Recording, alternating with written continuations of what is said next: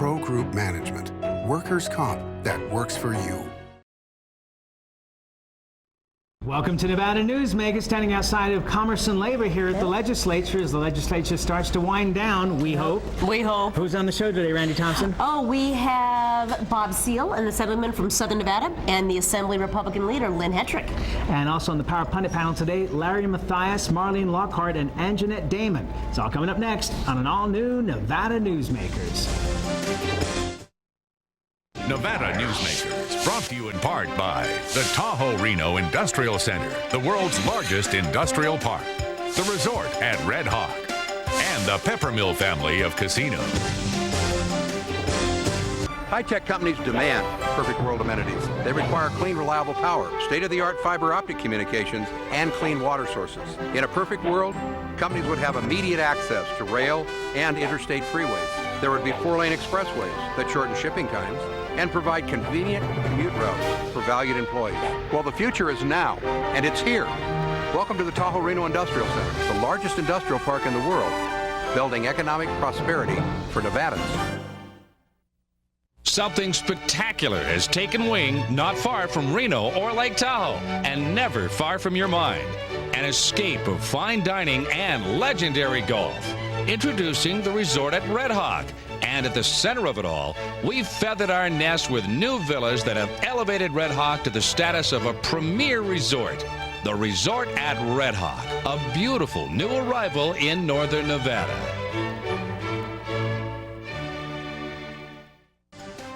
Coverage of Nevada Newsmakers from the state legislature in Carson City is brought to you by the Nevada Beer Wholesalers Association. As an employer, did you know you can be held liable for negligent hiring? A background screening by Employer Links can uncover criminal records, like alcohol and drug convictions. It can verify the applicant's education, driving records, and professional licenses. Employer Links can check civil records, registered sex offender records, and Social Security fraud. Hiring the right person shouldn't be a gamble. Call Employer Links. Employer Links, protecting your investment. I tell you, John, this industry has really changed. Tell me about it. You seem to do pretty well last year. What's your secret? No secrets. Although I'll tell you something. The smartest thing I did was sign up with Pro Group Management. Really? Yeah, they do workers' comp, right? Yeah, their services are great. And get this, they saved me 30%. I've heard they saved others 50%. That works for me. Pro Group Management. Finally, workers' comp that works for you. This is a special edition of Nevada Newsmakers with host Sam Shad, a no-holds-barred political forum. Now, from the Nevada Newsmakers broadcast headquarters, here is Sam Shad. And back on Nevada Newsmakers, welcome to the program, Bob Seale, former state treasurer, now Assemblyman from Henderson, and a freshman senator at that. I mean, a freshman Assemblyman at that. Indeed, indeed I am. Senate's next. Give you a quick promotion. Exactly. Okay, explain to us the process right now in this last week. You know, what's your involvement in the process? None. Okay, that was literally? easy. There isn't for a freshman in the minority an awful lot to do. Leadership is right now in control, but we're seeing some amendments. They're coming at us quick and furiously. The ability to read them and understand them before we act on them is very difficult, and I must admit I'm a little bit in the dark, and it's a little uncomfortable. Oh, okay. How can you be fiscally responsible when you don't have the opportunity to read these bills before you vote on them? Well, fortunately, I'm in Ways and Means, and I have some clue about what's going on over there, and I've spent a lot of time trying to understand the issues. But now they are coming quickly, and I feel particularly sorry for those who aren't on Ways and Means and don't have an opportunity or have not had the opportunity to look at some of the budget issues. But even now, some of those budget oversight issues are moving again, like I said before, up to leadership, and it's very difficult to be responsible when you don't know all the facts. Now, someone does somewhere, and you hope that you're not being misled when they say things on the floor about different issues. That's what's surprising is you're on Ways and Means, you're on the money committees, and you're not even that involved in it all. So it really is a small segment making all these major decisions, and that's got to be frustrating. Well, it is frustrating, but as someone pointed out, I signed up for this, so I guess I'll have to endure it. Did you know what you were getting into? Was this part of what you expected? To some degree I did. As treasurer, I was around this body and what was going on, but this part of it, I really didn't know how it actually worked. So this is a bit of a surprise to me, and is incredibly frustrating because I'm the type of person that likes to know. Okay, what kind of pressures are on you from either leadership or lobbyists? Quite frankly, not an awful lot. My vote on any particular issue is not going to be a deciding vote. I've figured that much out. No, wait a minute. John Marvel probably said that last session, too. So last session and this session, best I can tell, are very, very different. So there's not an awful lot of pressure on me, quite frankly, other than my own self-imposed pressure to understand what it is that I'm about to vote on and hope to goodness that I'm going to do and push the right button. Okay, your protege, Brian Krolicki, says that the Millennium Scholarship, unless it's fixed, is going to go bust by 2008. Do you agree? I do. I know that he is running the numbers. I have consulted with him on that. It's a matter of degree, of course, but you have to understand what's coming from the tobacco settlement, from the MSA, and how that can change. He's been doing this for several years now, and I know how he runs numbers, and I know who he uses to help him run his numbers, and I'm confident that when he says that at the end of 08, first part of 09, that they're going to be out of money, I'm fairly confident that those numbers, based on the facts that he currently has, are accurate. And of course that concerns me. I would like to see Millennium Scholarship go for a longer period of time. There are other things that could have been done with that in terms of fixing the expense side. We've been focusing again on the revenue side. We should be focusing too, I think, on some of the things that can be done to fix the expenses. How we're spending that money on the Millennium Scholars. Yeah, he actually offered some suggestions yesterday in the hearing, and what surprised me was when he said he had not seen the Legislative Council Bureau's figures. Do they just respond to legislators, or are they not sharing that information? Is this unusual? No, that's not unusual. Okay. When I was treasurer, I oftentimes didn't get numbers from them either. It's a different branch, and so they've got to each do their own numbers, and you can argue about the two sets of numbers. There's no question about that, because you don't know what the assumptions are that are being made here on the legislative side versus what's being done on the executive branch side. But the fact of the matter is, Mr. Krolicki has been dealing with those numbers on a live basis daily, and so I suspect that his numbers, based on what I know, are reasonably accurate, depending on what he knows right now. Yeah, I can understand. Now, speaking of the treasurer, you had a proposal to combine the comptroller and the treasurer's office to a secretary of finance, I think that's what you wanted to call it. Yes. I assume you just wanted a different job now, but no. Not too old for that now. It didn't go anywhere, and after the Kathy Augustine trial, I should say it moved along, but I'm surprised it didn't get more attention and actually get passed. Well, it did very well on the Assembly side. It passed 40-2, and I was very pleased with that. They understood it, my colleagues on the Assembly side, and I thank them for that. It went over to the Senate side, into Elections Committee with Ms. Sagaski, and she doesn't like the idea, and simply put it in a drawer. Do you know why she doesn't like it? I know she's a good friend of Kathy's, but I don't know if that impacted. I really have no idea. I have not talked with her about why she doesn't. She just doesn't believe that we should combine those offices, which is surprising that a Republican wouldn't be more interested in having smaller government and savings. I said, and I ran the numbers, and I ran them 10 years ago, that it was about $1.5 million $1.5 million, somewhat smaller 10 years ago, obviously, $1.5 million. Now cut the number in half. It's not about the number, it's about better government, in my opinion. And I think that that would have provided it. It would have provided an opportunity for us to have two things that we need desperately and always, and that is making sure that we have a qualified treasurer and a qualified controller, because the bill had the Secretary of Finance appoint those two people with the appropriate credentials, which means that they had to have education, had to have experience, and had to have ethical standards. Those three are key to that. Yeah. And that's where we've got to leave it. Most important, maybe, their ethical standards. We'll be right back on Nevada Newsmakers after this. For a videotape copy of any Nevada Newsmakers program, call 775-857-2244. The tapes are $20 each, including shipping. My family started this business 27 years ago. We work hard to serve our customers and our community. But it's getting harder and harder to keep the doors open. For example, our workers' comp is going through the roof.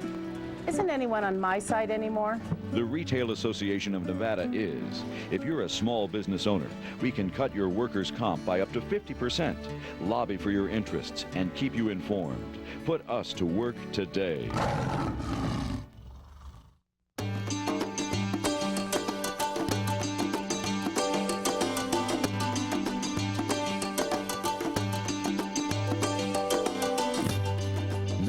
Materials we rely on every day come from the ground, and modern mining technology brings them to us cleaner and safer than ever before. To learn more about America's natural resources, visit nma.org, the National Mining Association. And now, back to Nevada Newsmakers with Sam Shad. And back on Nevada Newsmakers, we're joined by the minority leader in the Assembly. That will be Lynn Hettrick, and it's a pleasure to have you here as always. Thank you. You're part of leadership, which I presume means that you're in the middle of all these closed-door meetings and no secrets will be spilled. So what's going on? We're having a lot of closed-door meetings. Progress is being made, but there's still a ways to go, so we continue to meet. What are the biggest stumbling blocks at this point? Well, we've agreed that we're not going to talk about what's stumbling and what's not stumbling. So I would just tell you that I think it's all in the mix. There's nothing that's absolutely set in concrete, but I think we've made very good progress. The mood is very good, significantly different than a week ago when we had kind of a blow up over people's requirements or ultimatums, and I think it's settled down. We know we have to finish. We know the time is finite. We can't play around with this. So everybody's working hard. Everybody, I mean, there's still disagreements. Everybody passionately argues for what they believe, and we're moving on down the road. Okay, so now we've gone through all that. Let me ask you this. All the school superintendents would love to see full-day kindergarten. Should they be feeling happy right now? I know what they'd love to see. Oh, he's good. Go ahead, Randy, you take a shot. So, Lynn, how about those Niners? Yeah, my favorite how about football the Giants? team. Bonds is missing us. Well, I did hear some rumblings from some legislators recently, actually yesterday, about the Friday night session that went till 3 in the morning, and it was more of just a power play for Barbara Buckley. There wasn't a lot going on. You had staff here working overtime. A lot of people are calling it a waste of taxpayer dollars, and they're very frustrated with what happened over the weekend. Is that a correct assessment, that not a lot was getting done on Friday? And well, I have to say, I guess, that I think it was poorly planned. I mean, I don't think there are any true surprises. Everybody knows that there are going to be hostage bills, there are going to be amendments on bills. Everybody knows those kinds of things. But I don't think it was very well planned. I think we should have gotten down to, somehow we've got to get to where we agree that there are going to be 10 hostages on both sides. We're going to pass everything else. We're going to sit down and negotiate out the 10 that people really care about and move on, because we were going fairly quickly on the Assembly side. Looked like we could easily finish at midnight. Then we stopped to see what the Senate's going to pass. They make one amendment or two amendments, and all of a sudden the thing just explodes. Yeah. And yeah, it's very frustrating for us. It's, you know, I'm in the minority. I can't control the planning or the processing of the bills or anything else, but it looked to me like it could have been done better than it was. Yep. You know, when you were on the program several months ago, when we started to realize the size of the surplus and the continuing surplus, you said it was going to be a feeding frenzy. That was a quote. And that your job was to make sure that the money was spent responsibly if it was going to be spent. Are you comfortable that that's being done? I think we're doing a very good job of that right now. If it hangs in where we're going to go, I think it's going to be very reasonable. We're going to see significant money go into education, higher education, and K-12. We're going to get a rebate. There's no question. I think that's appropriate. I think at the same time, I told you I felt the mean 15 were very much vindicated in the fact that we really didn't need that big a tax increase. We're going to see some minor adjustment, I think, in taxes. It won't be significant, but I think some. And yeah, overall, I think things are going reasonably well. Would I have spent this much money if I were in control? No, I wouldn't. But I'm not in control, so as you said, my job is to try to help make sure we spend it reasonably and put it where we need it. If you had been in control, how would you have seen the money situation break out? I would definitely have reduced taxes. Okay. We may have ended up spending the money we had, given a rebate, but I would definitely reduce taxes. Which ones in particular? Well, for sure the financial institutions tax, which in my opinion is unfair. The branch tax is killing the rural banks. We're going to see some close if we don't fix that problem. I just don't understand why part of the community, the business community out there, or the leadership in the legislature can't understand that if you got one group paying 2% payroll tax and another 0.65 and you ever have a problem, you're going to go to the 2. Everybody's going to end up paying 2. And you know, to me, it ought to be fair, and it ought to be at the 0.65, and then if you need anything, you'd only have to go to 0.7 because it's broader based. Yep. But, you know, again, that's from the minority position, you don't get to change the world. Well, it sounds if Governor Gibbons gets elected that he will probably change that course a little bit and be a Republican and be a governor that actually reduces taxes. And from everything I've seen of Jim's comments, I believe he would, yes. Okay, I've got a question for you from my crew and from my technical staff back at the TV station. Are they going to be doing their regular shift next Tuesday, or are they going to be down here? Oh, no, they'll be on regular shift. Yeah. Take that to the bank? Take that to Glad the bank. to hear that. Yeah. And now, again, I'll say, based on the total amount of control I have from the minority, they're going to be on their regular shift. Well, speaking of total control, it's been a frustrating session for Assembly Republicans. It's been a frustrating session for business. Are we going to see some action this coming year between the business community and the Republicans and getting voter registration and candidates? And you going to be busy in 2005? Well, I think we'll be busy, and I think business is finally seeing, I mean, this is 2 sessions in a row where I think business has not done very well. Been a target, and it seems like we go from one business group to the next. 2 years ago was the banks, this time seem to be the hospitals. Yeah. I think that's unfortunate. You know, we act like business is the enemy instead of the people who provide the jobs, pay a lot of taxes, make this a pleasant place to live and bring tourism here and all the rest of the things that go on. We act like they're the enemy. And I just don't understand that. So I think business has to be very involved, and certainly I would think they will be involved with those folks that support them better. So. Yeah. And that's where we got to leave it. Lynn Hettrick, always a pleasure. And I'm going to hold you to that Tuesday thing, okay? We'll set breakfast for next Tuesday. We'll be right back on Nevada Newsmakers after this.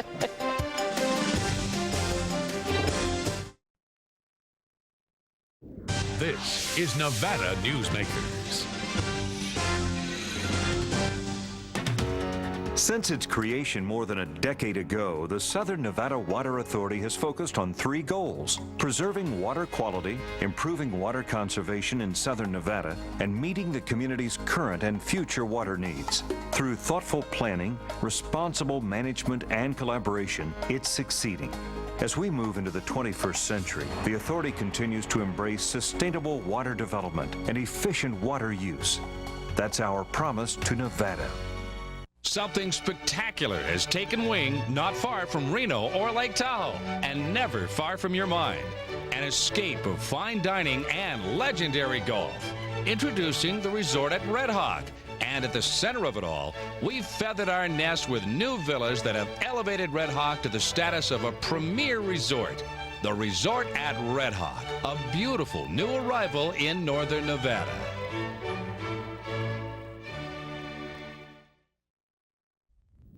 And now, back to Nevada Newsmakers with Sam Shad.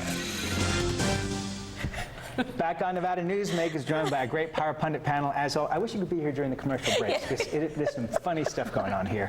Anjeanette Damon joins us. She's the State House reporter for the Reno Gazette-Journal. Larry Matheis, Executive Director for the Nevada State Medical Association, and Marlene Lockard with Capital Strategies. Welcome to all of you. Okay, leadership is locked up in these secret meetings. Lynn Hettrick, normally a very talkative guy, spent the first minute or so there dancing.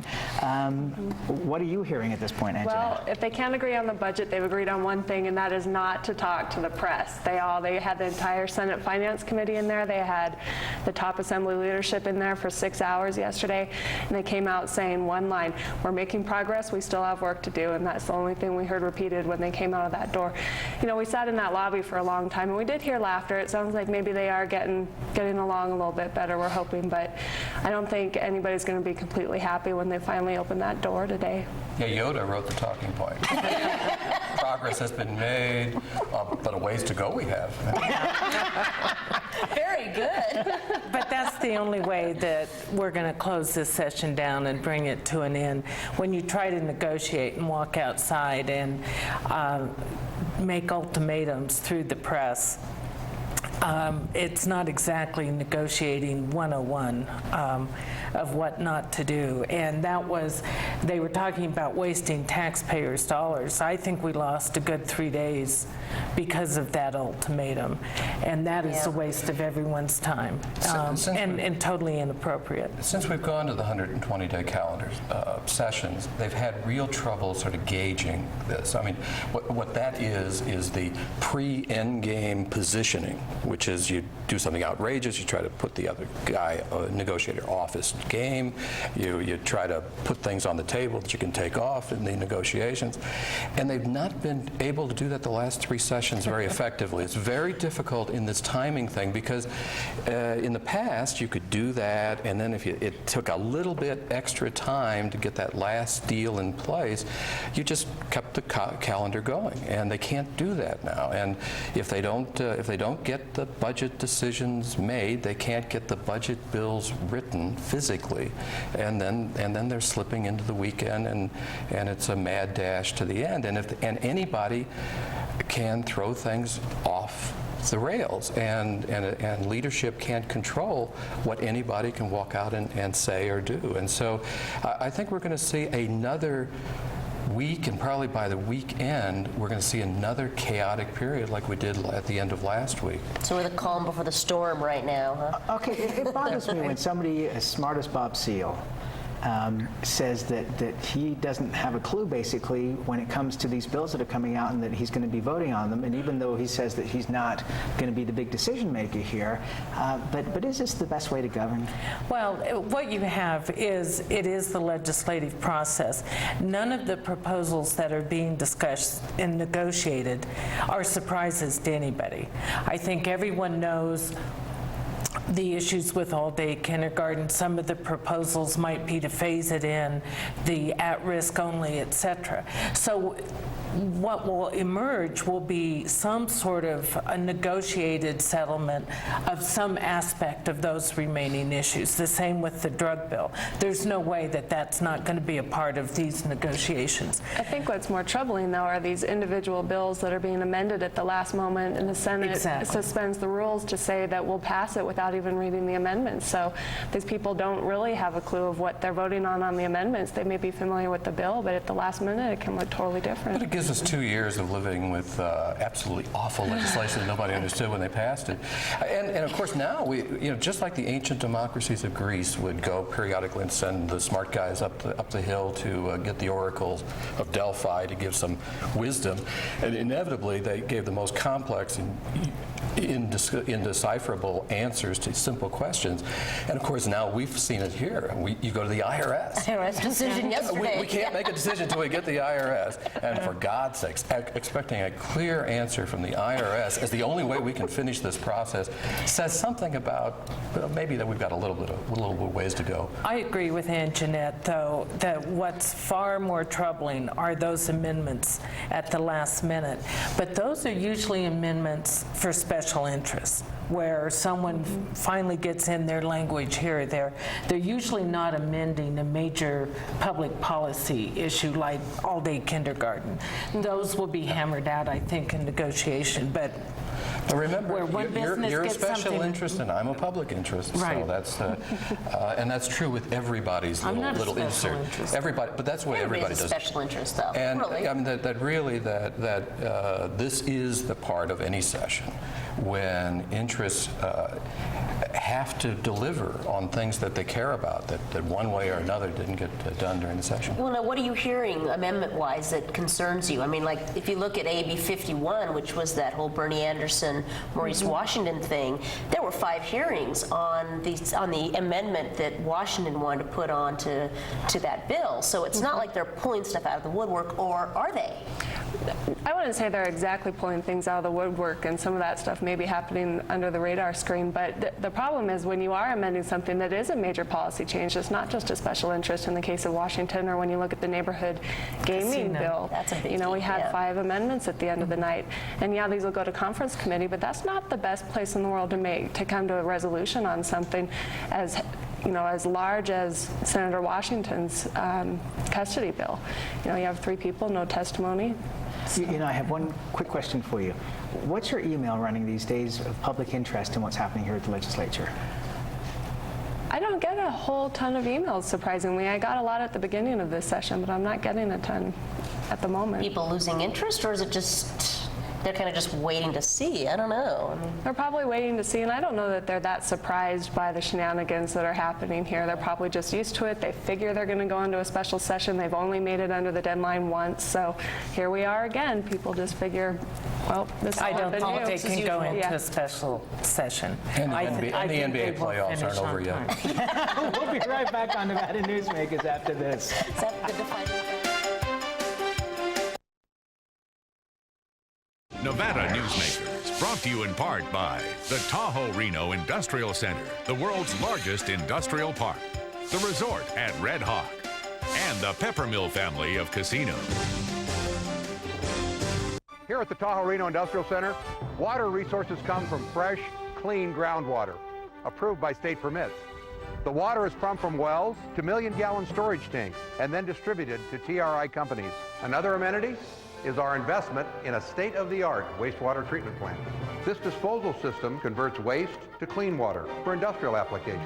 Welcome to the Tahoe Reno Industrial Center, the largest industrial park in the world, building economic prosperity for Nevada. My family started this business 27 years ago. We work hard to serve our customers and our community. But it's getting harder and harder to keep the doors open. For example, our workers' comp is going through the roof. Isn't anyone on my side anymore? The Retail Association of Nevada is. If you're a small business owner, we can cut your workers' comp by up to 50%, lobby for your interests, and keep you informed. Put us to work today. If it's fun, it's here at the Peppermill, the $100,000 video-themed slot celebration, with more winners each week, 100 random winners every Monday and Wednesday, and more cash prizes, $6,000 random drawings every Friday, plus chances to win up to $1,000 in free slot play on Mr. Money's Challenge. You'll have more fun with the Peppermill's video-themed slot celebration, now worth over $100,000. The slots that rock are at the Peppermill. Where are you winning? Another great show today. Coming up tomorrow, a big show. Yes, we have the IRS new spokesperson, Governor Kenny Gwynn. It'll be a great show. Join us next time on Nevada Newsmakers.